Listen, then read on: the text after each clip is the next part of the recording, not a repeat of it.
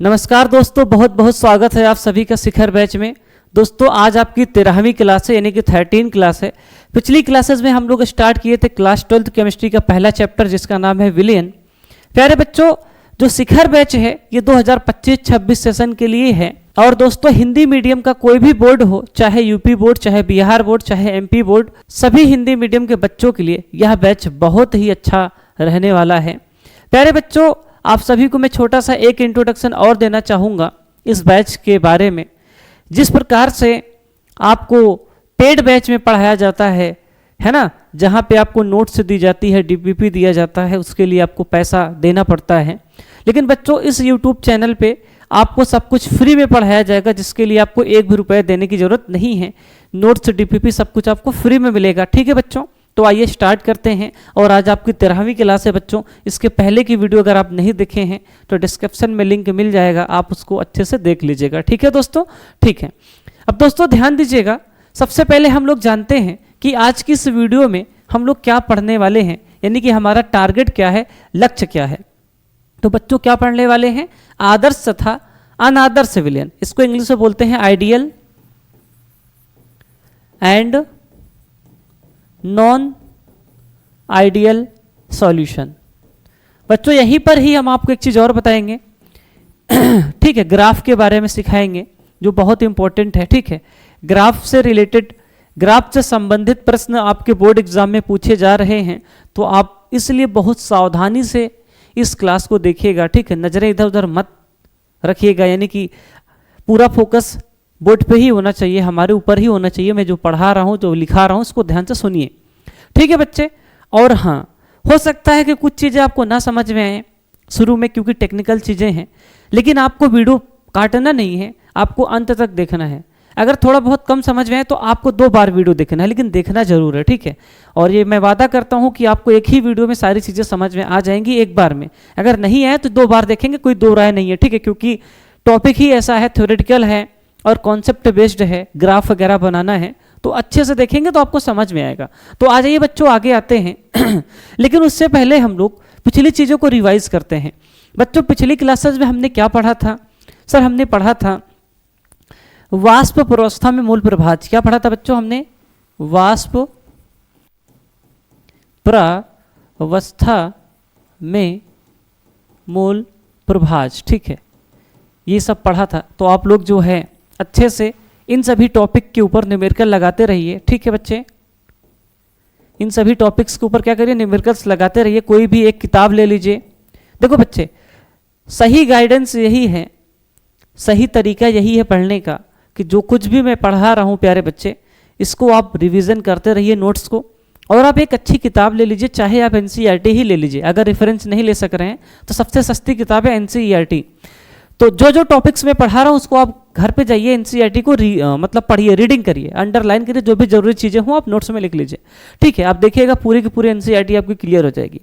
आप चाहे competitive exam देने जाए, नीट जे जो भी पढ़ेंगे जिसके लिए, वहाँ पे एनसीईआरटी बहुत ही जरूरी होता है। नीट के लिए तो बहुत ज़्यादा जरूरी होता है एनसीईआरटी। ठीक है, एनसीईआरटी ब्रह्म ज्ञान होता है, इसलिए सही से सुनो, सही से पढ़ो। जो कुछ भी मैं पढ़ा रहा हूँ उसको पढ़ते जाओ और इन सभी चीज़ों को एनसीईआरटी में रीडिंग करते रहो। आप ज़्यादा मत पढ़ो किताब में, जो टॉपिक मैं यहाँ पे पढ़ा दिया हूँ उसी को जाके आप रीडिंग करो। ठीक है, ये आज का आपका ज्ञान था रिविजन में। तो बच्चे आइए सबसे पहले जानते हैं पहले टॉपिक को, आदर्श विलियन को। बच्चे जरा ध्यान से देखना, मैं आपको यहाँ पे थोड़ा सा बेसिक चीज़ बताना चाहता हूँ। बच्चे विलियन क्या होता है पहले आप लोग बताइए। तो सर आप लोग कहेंगे विलियन जो होता है 2 या 2 से अधिक पदार्थों के समांगी मिश्रण को ही क्या बोलते हैं सर? विलियन बोलते हैं। विलियन मतलब समांगी मिश्रण। ठीक है, विलियन में 2 चीजें होती हैं सर, विलियन में 2 चीजें होती हैं, एक होता है विलेय और एक होता है सर विलायक। ठीक है, इतनी बात क्लियर है। विलेय क्या होता है? जो कम मात्रा में होता है, और विलायक क्या होता है सर? जो अधिक मात्रा में विलियन में उपस्थित होता है, वो क्या होता है सर? विलायक होता है। इतनी बात हमको समझ में आती है। अब बेटा देखो, इसके पहले मैंने आपको क्लासेस में राउल्ट का नियम पढ़ाया था। राउल्ट का नियम क्या था कि जब हम 2 दरों को मिलाते थे, 2 दरों के मिश्रण को मिलाते थे, तो हम लोग वाष्प दाब देखे थे। वाष्प दाब देखे थे पीटी बराबर है ना, पीटी बराबर मैंने आपको पढ़ाया था ना, PA0 XA प्लस में आपको पढ़ाया था मैंने PB0 XB। ठीक है, पिछली क्लासेस में मैंने ये पढ़ाया था कि जो विलियन का कुल वाष्प दाब होता है द्रव ए के शुद्ध अवस्था में वाष्प दाब उसके गुणन मतलब मोल प्रभाज के गुणनफल के प्लस में द्रव बी का शुद्ध अवस्था में वाष्प दाब उसके मोल प्रभाज के गुणनफल के क्या होता है, जोड़ के बराबर होता है। ये चीज मैंने आपको पहले पढ़ाया था। ठीक है बच्चे, अब बेटा देखो, राउल्ट ने कहा, वैज्ञानिक राउल्ट, ठीक है, जिनका नियम आपने पढ़ा है पहले, राउल्ट ने कहा कि भैया विलयन दो प्रकार के होते हैं, एक होता है आदर्श विलयन, एक होता है अनादर्श विलयन। सर ये आदर्श विलयन में क्या होता है, इन्होंने कहा आदर्श विलयन ऐसा विलयन होगा, आदर्श विलयन ऐसा विलयन होगा जो राउल्ट के नियम को, मतलब जो हमारे नियम का पालन करेगा। राउल्ट ने कहा कि आदर्श विलयन ऐसे विलयन होते हैं जो राउल्ट के नियम का पालन करते हैं, और सर अनादर्श विलयन ऐसे विलयन होते हैं जो राउल्ट के नियम का पालन नहीं करते हैं। अब जरा ध्यान से देखिएगा, एक चीज और जान लो, मैंने आपको बताया ना कि आपके विलयन दो टाइप के होंगे, आदर्श और अनादर्श। बेटा देखो, ऐसी चीजें एक्चुअल में रियल लाइफ में एग्जिस्ट नहीं करती। ठीक है, ये जो आदर्श विलयन होता है अपने रियल लाइफ में होता नहीं है। ठीक है, बस एक हाइपोथेटिकल चीजें हैं कि मान लिया जा रहा है कि ऐसा चीजें होता है। ठीक है, सिर्फ माना जा रहा है। तो आप देखिएगा, समझिएगा, आदर्श विलयन, आइडियल सॉल्यूशन, इसका मतलब क्या है, ऐसा विलयन जो राउल्ट के नियम का पूर्णतः पालन करता है उसे क्या बोलते हैं, आदर्श विलयन बोलते हैं। इसका मतलब क्या है, इसका मतलब है कि इसमें कोई ऊर्जा परिवर्तन या आयतन परिवर्तन नहीं होता है। कुल मिला के कहने का मतलब ये है कि सर आदर्श विलयन का मतलब ये है कि ऐसा विलयन जो राउल्ट के नियम का पालन करता है। अगर राउल्ट के नियम का पालन करता है तो फिर क्या होगा सर, पी टी बराबर P A not x A और sir P B not x B. ठीक है, ये है राउल्ट का नियम, ये है। इस नियम का अगर कोई भी पालन करेगा तो भैया वो आदर्श विलयन होगा। ठीक है, ठीक है सर, कहने का और देसी भाषा में बताऊं, देखो ये राउल्ट का नियम है, इसको तुम जानते हो। अरे हाँ सर, राउल्ट का नियम है, इसको हम जानते हैं। अब देखो आदर्श विलयन कब बोलेंगे, मान लीजिए हमने दो दरों को मिलाया, ए और बी को, दो दरों को मिलाया, इन दोनों का वाष्प दाब किसके वाष्प दाब के बराबर है सर, राउल्ट नियम के वाष्प दाब के बराबर है। जितना वाष्प दाब राउल्ट नियम का होता है, अगर उतना ही वाष्प दाब इन दोनों द्रव का आता है तो हम कहेंगे कि सर ये आदर्श विलयन है, ये राउल्ट के नियम का पालन कर रहा है। अब देखो बेटा जरा ध्यान से देखना, जो राउल्ट का नियम होता है इसकी कुछ विशेषताएं हैं। अब इन विशेषताओं को पढ़ते हैं और समझने का प्रयास करते हैं। मैं फिर से कह रहा हूं कि राउल्ट जो आदर्श विलयन है ये एक्चुअल में नहीं होता, रियल लाइफ में एग्जिस्ट ही नहीं करता। ठीक है, ऐसा कोई विलयन आज दिन तक बना ही नहीं है जो 100% राउल्ट के नियम का पालन करे।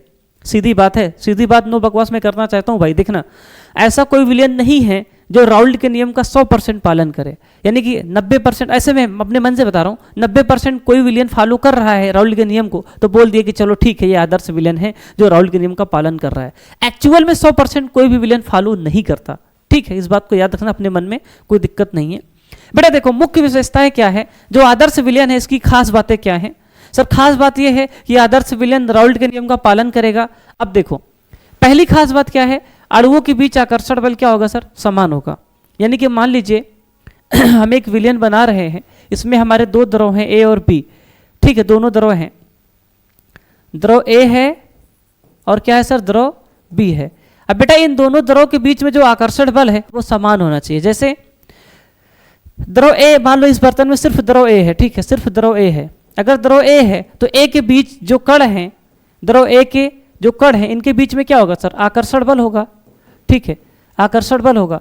तो द्रव ए के कणों के बीच में जो आकर्षण बल है, जो द्रव ए के कणों के बीच में आकर्षण बल है वही, जैसे मान लीजिए इस बर्तन में द्रव बी है, ठीक है, इसके बीच में भी कुछ आकर्षण बल होगा।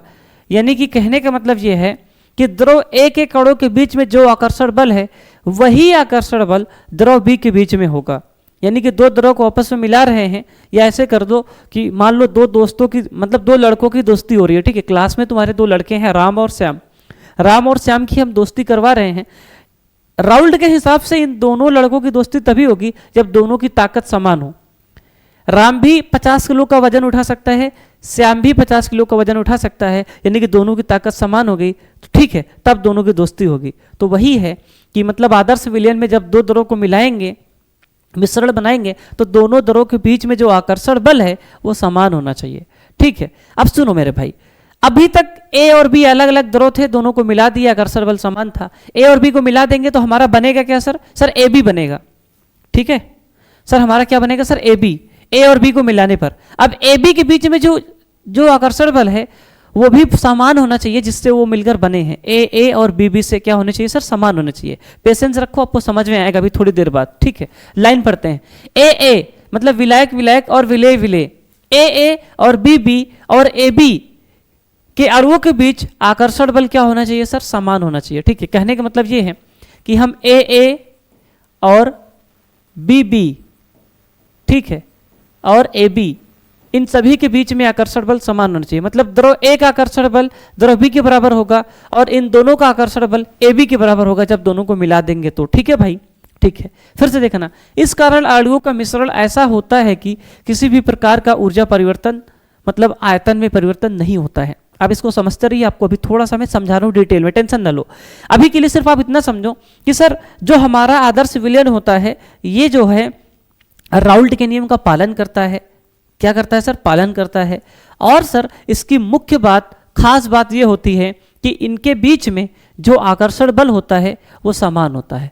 आदर्श विलयन में जो आकर्षण बल होता है कणों के बीच में वो समान होता है। इतनी बात हमारे बच्चे समझ रहे हैं, ठीक है। और दूसरा परिवर्तन क्या सर, ऊष्मा परिवर्तन। ऊष्मा परिवर्तन या एंथैल्पी चेंज, ये भी क्या होता है सर, शून्य होता है। अगर आपसे कोई बोले कि कोई विलयन आदर्श विलयन है तो ऊष्मा परिवर्तन क्या होता है सर, शून्य होता है। ऊष्मा में कोई परिवर्तन नहीं होता। क्यों नहीं होता, क्योंकि सर हम अभी आपने बताया कि जब हम आदर्श विलयन बनाएंगे दो कण को यानी कि दो द्रव को आपस में मिलाएंगे और दोनों के बीच में जब आकर्षण बल समान है तो काहे का परिवर्तन, ना ऊर्जा में परिवर्तन होगा ना ही आयतन में परिवर्तन होगा, ठीक है मेरे भाई, इतनी बात समझ रहे हो, ठीक है। तो आप याद रखिएगा सर कि भैया अगर कोई आदर्श विलयन है तो ऊष्मा परिवर्तन क्या होता है सर, डेल्टा एच क्या होता है सर, 0, ठीक है सर, ठीक है। मतलब विलयन बनने पर ना ऊर्जा मुक्त होगी ना ही ऊर्जा अवशोषित होगी। सुनो मेरी बात, मैंने क्या बोला, ऊष्मा परिवर्तन। आदर्श विलयन में गुप्त ऊष्मा परिवर्तन यानी डेल्टा एच क्या होता है सर, 0 होता है। यानी कि हम कह सकते हैं कि आदर्श विलयन के लिए डेल्टा एच ऊष्मा परिवर्तन क्या होता है सर, 0 होता है। इसका मतलब क्या होता है, अगर डेल्टा एच 0 हो गया तो ना तो ऊष्मा अवशोषित हो रही है ना ही दोस्तों ऊष्मा मुक्त हो रही है, ठीक है। इसका मतलब ये होता है डिटेल में समझने के लिए, ठीक है सर। 2 पॉइंट हमको समझ में आया कि सर अणुओं के बीच में आकर्षण बल समान होता है और डेल्टा एच क्या होता है, 0 होता है। डेल्टा एच 0 मतलब ना तो ऊष्मा मुक्त हो रही है ना ही ऊष्मा अवशोषित हो रही है, ठीक है। आगे आते हैं, अगला पॉइंट दिया है आयतन में परिवर्तन। बेटा जब आकर्षण बल समान है तो आयतन में भी परिवर्तन क्या होगा सर, 0 होगा। यानी कि हम कह सकते हैं जो डेल्टा वी होता है वो भी क्या होगा सर, 0 होगा।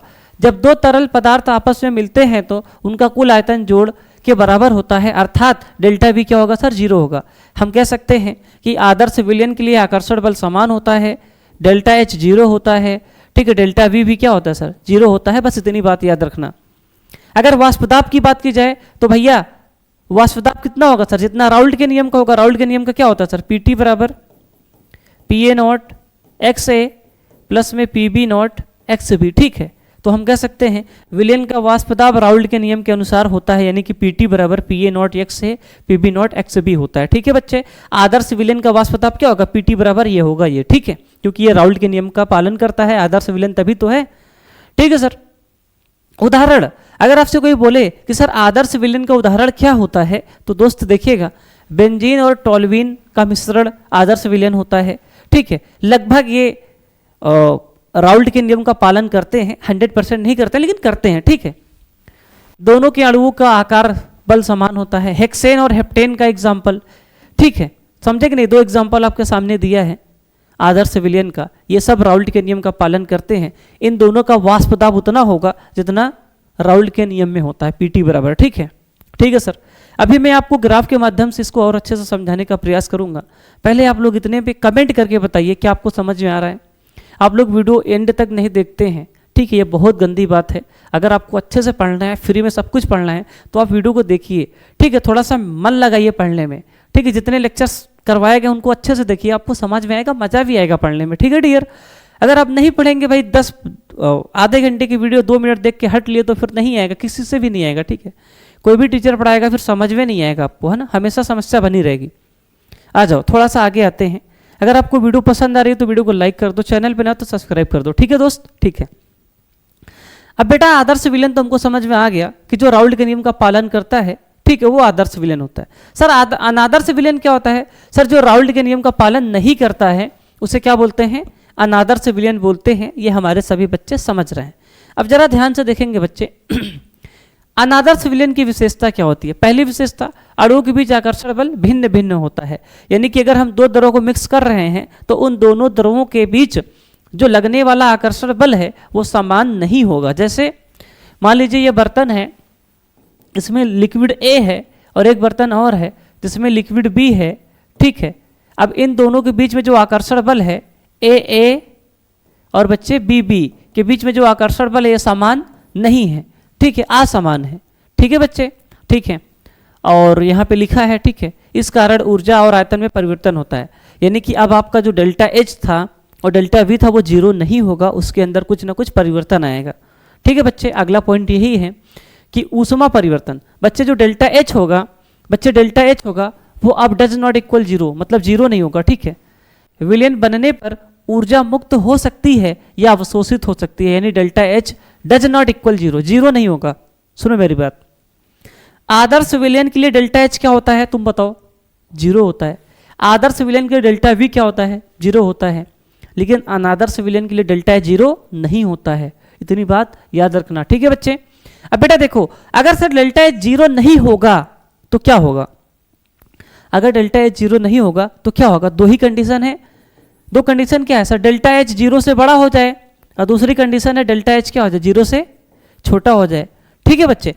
अगर डेल्टा एच जीरो से बड़ा हो गया तो समझो ऊर्जा अवशोषित हो रही है, और जिस प्रोसेस में, जिस प्रक्रम में, जिस अपक्रिया में ऊर्जा अवशोषित होती है, मतलब ऊर्जा दी जाती है, उसको क्या बोलते हैं सर? एंडोथर्मिक अपक्रिया बोलते हैं, ऊष्मा शोषी अपक्रिया बोलते हैं। क्या बोलते हैं सर? ऊष्मा शोषी अपक्रिया बोलते हैं। और मेरे बच्चे, अगर डेल्टा एच जीरो से छोटा हो जाए, जीरो से छोटा हो जाए तो ऊर्जा मुक्त होगी। ऊर्जा मुक्त होगी, इसका मतलब है कि हमारी अपक्रिया कैसी अपक्रिया? ऊष्मा क्षेपी अपक्रिया है। कैसी अपक्रिया बच्चे? ऊष्मा क्षेपी अपक्रिया है, ठीक है। इतनी बात याद रखना, बहुत नेक्स्ट लेवल का पॉइंट है बेटा, सवाल आएगा तो तुम एकदम धूल चटा दोगे, ठीक है भाई, एकदम ओपी पॉइंट है, इसको समझ के चलना। अगला है आयतन में परिवर्तन। सर डेल्टा वी भी जीरो नहीं होगा, ठीक है, डेल्टा वी भी जीरो नहीं होगा, ठीक है बच्चे, इसको याद रखना। और वाष्प दाब भैया क्या होगा? वाष्प दाब P T equal does not equal क्या होगा? P A not x A और P B not x B. Sir अगर वाष्प दाब की बात की जाएगी तो जो वाष्प दाब होगा, विलयन का वाष्प दाब राउल्ट के नियम से विचलन करेगा। मतलब क्या है कि सर जो हमारा वाष्प दाब है पीटी है वो राउल्ट के नियम का पालन नहीं करेगा, मतलब राउल्ट के नियम के बराबर नहीं होगा। या तो हमारा वाष्प दाब अनादर्श विलयन का जो वाष्प दाब होगा, हेलो सुनो मेरी बात, जो अनादर्श विलयन का वाष्प दाब होगा वो राउल्ट के नियम के जो वाष्प दाब, राउल्ट के नियम का जो वाष्प दाब है उससे ज़्यादा होगा या कम होगा। विचलन का मतलब क्या है? विचलन का मतलब दो ही अर्थ है बच्चे, विचलन का दो ही अर्थ है, विचलन का दो ही अर्थ है कि जो हमारा वाष्प दाब है या तो फिर ज़्यादा हो जाए, राउल्ट के नियम से ज़्यादा हो जाए, या तो फिर क्या हो जाए? कम हो जाए। अगर राउल्ट के नियम से ज़्यादा हो गया, राउल्ट के नियम से ज़्यादा वाष्प दाब हो गया, ठीक है, ज़्यादा हो गया, तो इसको बोलेंगे धनात्मक विचलन। क्या बोलेंगे सर? धनात्मक विचलन धनात्मक विचलन, ठीक है। क्या बोलेंगे बच्चे? धनात्मक विचलन। विचलन कैसे लिखते हैं? विचलन। अगर बच्चे कम हो गया तो इसको बोलेंगे ऋणात्मक विचलन। क्या बोलेंगे? ऋणात्मक विचलन। अब इसको मैं थोड़ा सा डिटेल में आपको बताता हूँ, थोड़ा समझने का प्रयास करिए। कहने का तात्पर्य यह है मेरे बच्चे कि अगर अनादर्श विलयन है तो राउल्ट के नियम का पालन नहीं करेगा। सर बिल्कुल कोई दिक्कत नहीं है, इतना मुझे समझ में आ रहा है कि राउल्ट के नियम का पालन नहीं करेगा। अगर पालन नहीं करेगा तो सर हमारा जो कुल वाष्प दाब है वो इसके बराबर नहीं होगा। बराबर नहीं होगा तो क्या होगा? कम होगा या तो ज़्यादा होगा। अगर वाष्प दाब ज़्यादा हो गया तो इस शब्द को, इस मतलब टर्म को एक शब्द दिया गया, बोला गया धनात्मक विचलन। क्या बोला गया सर? विचलन। और कम हो गया तो उसको लोगों ने बोला ऋणात्मक विचलन। क्या बोला दोस्तों? ऋणात्मक विचलन, ठीक है। आवाज़ साफ जा रही है कि नहीं? क्या बोलेंगे? ऋणात्मक विचलन। अब थोड़ा समझते हैं बेटा देखो, विचलन के प्रकार। विचलन का मतलब क्या है कि सर वाष्प दाब का बढ़ना या फिर घटना। विचलन का मतलब क्या है? बढ़ना या घटना, ठीक है, बढ़ना या घटना। तो विचलन दो प्रकार का होता है, एक होता है धनात्मक विचलन और एक होता है ऋणात्मक विचलन। धनात्मक विचलन कब होता है? जब वाष्प दाब बढ़ जाता है। और ऋणात्मक विचलन क्या कब होता है दोस्तों? जब वाष्प दाब घट जाता है। अब इन सभी चीज़ों को बेटा अब हम ग्राफ के माध्यम से समझाना चाहेंगे, आपको बहुत अच्छे से समझ में आएगा। ठीक है बच्चे, आपको बहुत अच्छे समझ में आएगा। देखो मैं आपको यहाँ पे एक ग्राफ बनाता हूँ, कहीं पे अगर स्लाइड मिल जाए तो यहीं पे बना दूं। देखो बेटा, देखो इस यहाँ पे मैं आपको एक ग्राफ बना के समझाता हूँ, ठीक है। सभी लोग ध्यान से देखना बच्चे, प्लीज आप सभी लोग यहीं पे देखना बहुत अच्छे तरीके से, ठीक है।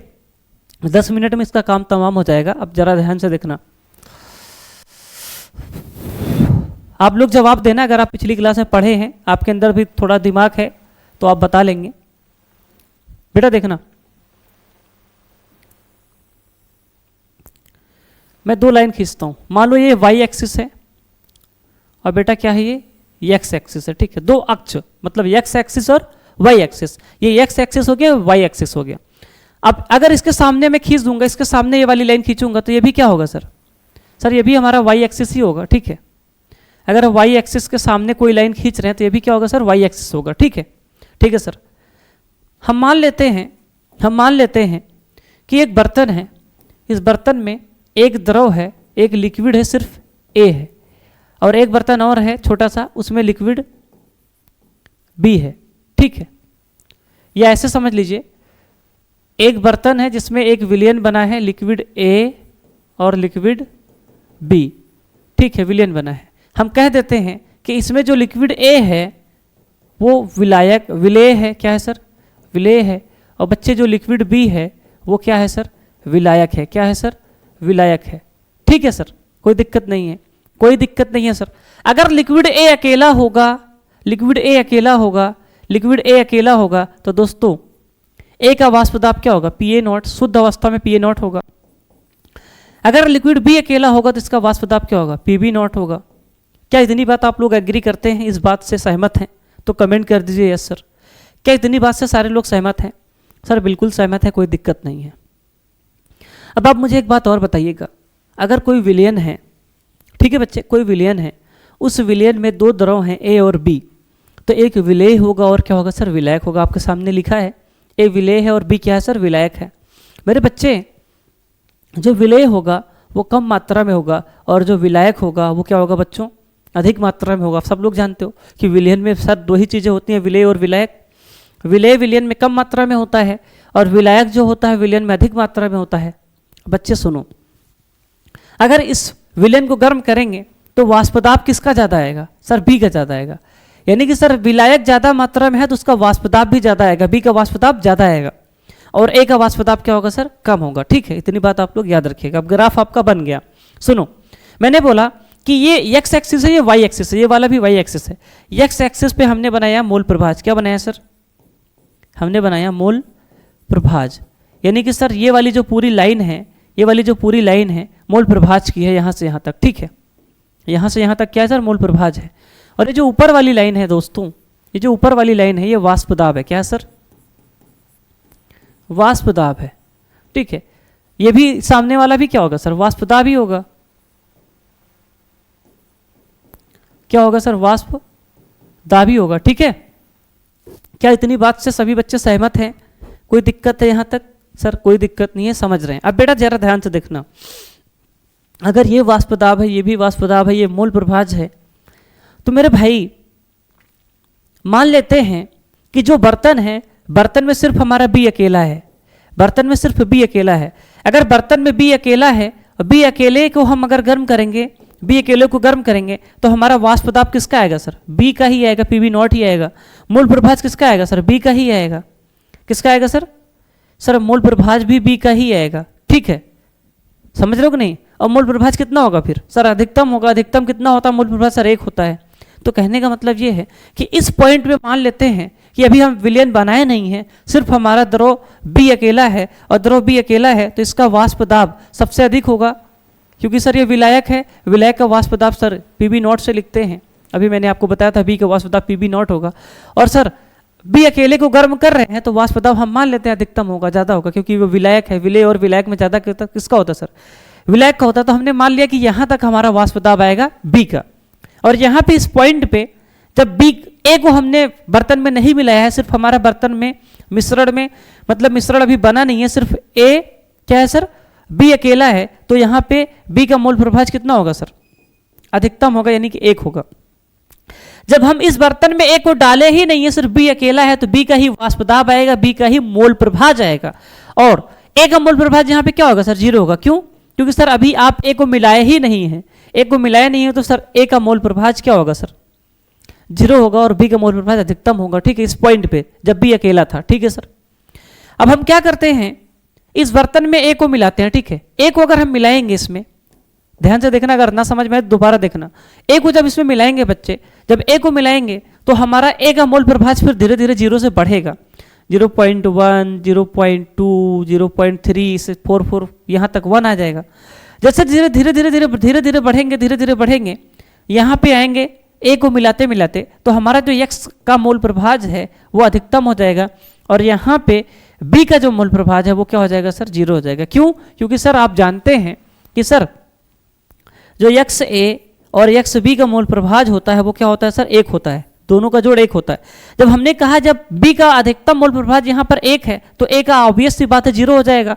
जब मैंने बोला यहाँ का ए का अधिकतम है, तो बी का 0 हो जाएगा। इतनी बात समझ में आई सर? बिल्कुल आई। और बेटा यहाँ पे ए का वाष्प दाब कितना आएगा सर? इतना आएगा। यहाँ पे चलो हम मान लेते हैं PA0। ठीक है, जो ए का अधिकतम वाष्प दाब आएगा यहाँ पे आएगा। देखो ये बी वाली लाइन हो गई, ये ए वाली लाइन हो गई। ठीक है, वाष्प दाब की, तो ए का यहाँ आएगा।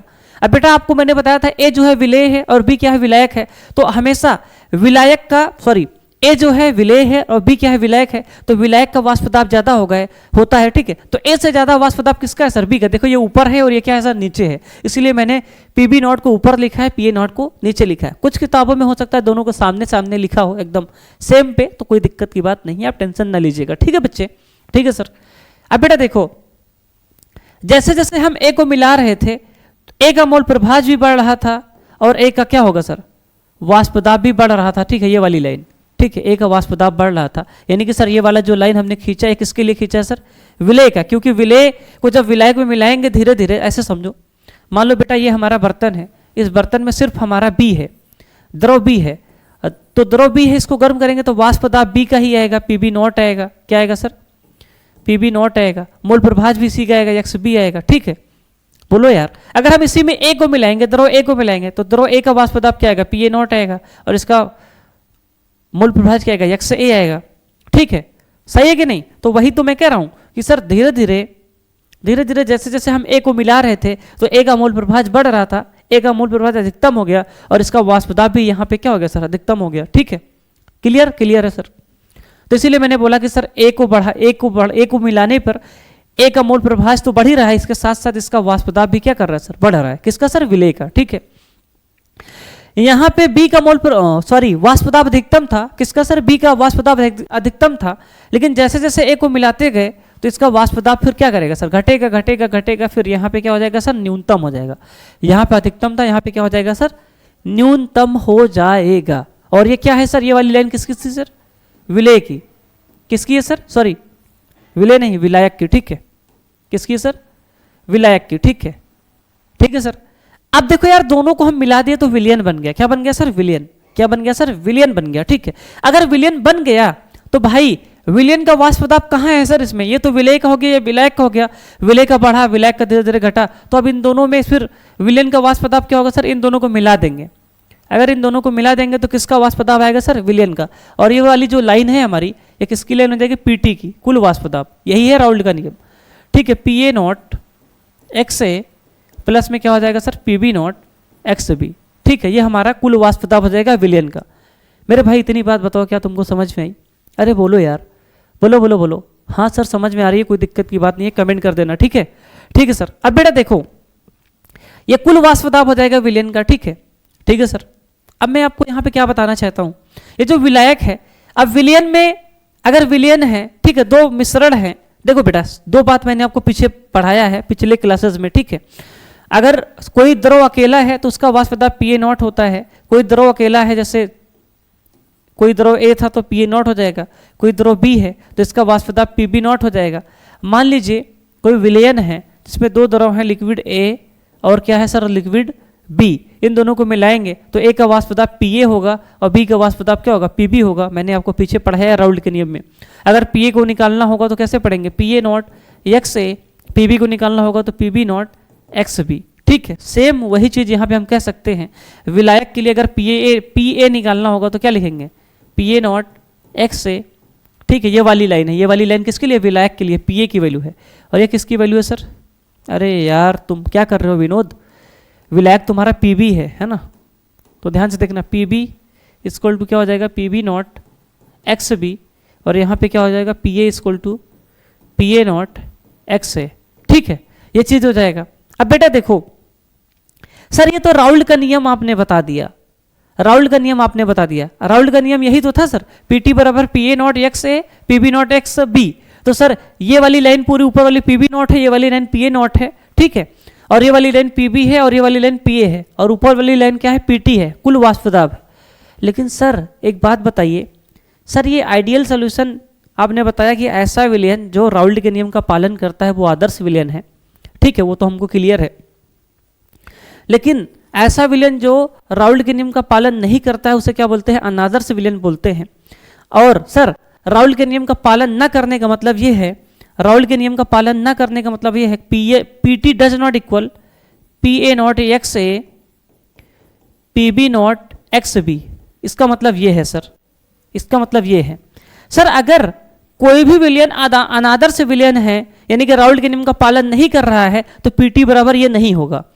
सर अगर पीटी बराबर ये नहीं होगा तो फिर इससे ज्यादा होगा या तो कम होगा, यानी कि जो विलयन का कुल वाष्प दाब होगा राउल्ट के नियम के बराबर नहीं होगा तो या तो फिर ज्यादा होगा या तो फिर कम होगा। यानी कि सर इस वाली लाइन से या तो ज्यादा वैल्यू आएगी या तो इससे ऊपर वैल्यू जाएगी वाष्प दाब की, पीटी की वैल्यू क्या जाएगी। अगर अनादर्श विलयन है तो पीटी की वैल्यू ये नहीं होगी, इसका मतलब सर ये इससे ऊपर वैल्यू जाएगी या तो फिर क्या जाएगी सर, नीचे जाएगी। यही मतलब है ना, अनादर्श विलयन का मतलब यही है ना कि पीटी डज नॉट इक्वल ये, इसका मतलब सर पीटी की वैल्यू या तो इससे ज़्यादा जाएगी या तो कम आएगी। ज़्यादा जाएगी तो हमारी लाइन ऊपर से जाएगी और कम जाएगी तो सर नीचे से आएगी। तो बस यही है, इसी को बोला गया विचलन। क्या बोला गया सर, विचलन। विचलन दो प्रकार के होते हैं, एक धनात्मक विचलन, एक होता है ऋणात्मक विचलन। अगर धनात्मक विचलन होगा नॉन आइडियल सॉल्यूशन के लिए, अनादर्श विलयन के लिए, तो हमारा कुल वाष्प दाब राउल्ट के नियम से मतलब पीटी से क्या होगा सर, ज्यादा होगा, ठीक है, पीटी से क्या होगा सर, ज्यादा होगा। अगर सर ऋणात्मक विचलन होगा तो हमारा कुल वाष्प दाब ये नीचे जाएगा। कहाँ जाएगा सर, नीचे जाएगा। इतनी बात समझ में आई। धनात्मक विचलन के लिए ऊपर जाएगा, पॉजिटिव डेविएशन, क्या बोलेंगे इसको, धनात्मक विचलन बोलेंगे, ठीक है भाई।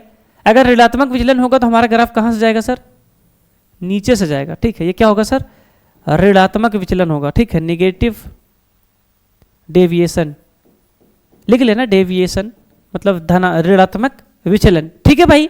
अब बेटा इसकी परिभाषा लिखिए, आप लोग पढ़िएगा, आपके सामने यहाँ पे परिभाषा लिखी हुई है। मुझे लगता है कि हमारे बच्चे समझ पाए होंगे। अगर नहीं समझ में आया है तो प्लीज़ एक बार दो बार वीडियो आप देखिएगा, बार बार देखिएगा, आपको समझ में आएगा, ठीक है बच्चे, समझ में आएगा, कोई दिक्कत की बात नहीं है। धनात्मक विचलन में क्या होता है, ए बी का आकर्षण बल कमजोर होता है, ठीक है, अणु आसानी से अलग अलग हो जाते हैं, ठीक है, फालतू की चीज़ें हैं। ये काम का है, डेल्टा एच क्या होता है, 0 से कम होता है, और अपक्रिया कैसी होती है, एंडोथर्मिक होती है, ठीक है।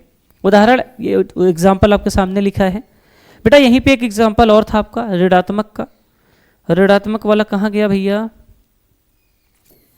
ऋणात्मक वाला कहाँ गया, ये है, ठीक है भाई। ऋणात्मक विचलन ये लिखा है, ऋणात्मक विचलन में ए बी का आकर्षण बल मजबूत होता है, ठीक है, ये सब चीज़ें हैं, आप पढ़िएगा। एग्जाम्पल भी आपके सामने लिखा है, ग्राफ मैंने आपके सामने बनाया है। तो एनसीईआरटी में अगर आप इस ग्राफ को देखेंगे बच्चे तो ग्राफ जो है आपका, ये वाला ग्राफ जो है अलग अलग दिया है, पॉजिटिव वाला अलग दिया है, नेगेटिव वाला अलग दिया है, राउल्ट का अलग दिया है। तो मैंने तीनों ग्राफ एक साथ बता दिया, तो उम्मीद है कि आपको समझ में आया होगा, ठीक है बच्चे। अगर आपको कोई दिक्कत आ रही है ग्राफ में तो आप लोग कमेंट करिएगा, हम आपको फिर से बता देंगे, ग्राफ की एक वीडियो और ला देंगे, ठीक है बच्चे। उम्मीद है कि आप सभी को वीडियो पसंद आई होगी। वीडियो को पसंद, अगर आपको वीडियो पसंद आ गई है तो वीडियो को लाइक कर दीजिएगा, चैनल पर सब्सक्राइब कर दीजिएगा, अपना प्यार और सपोर्ट बनाए रखिए। इसी तरह मजेदार जबरदस्त लल्लन टॉप वीडियो लेकर आपके लिए आते रहेंगे, ठीक है। थैंक यू सो मच, ठीक है, love you all, Radhe Radhe.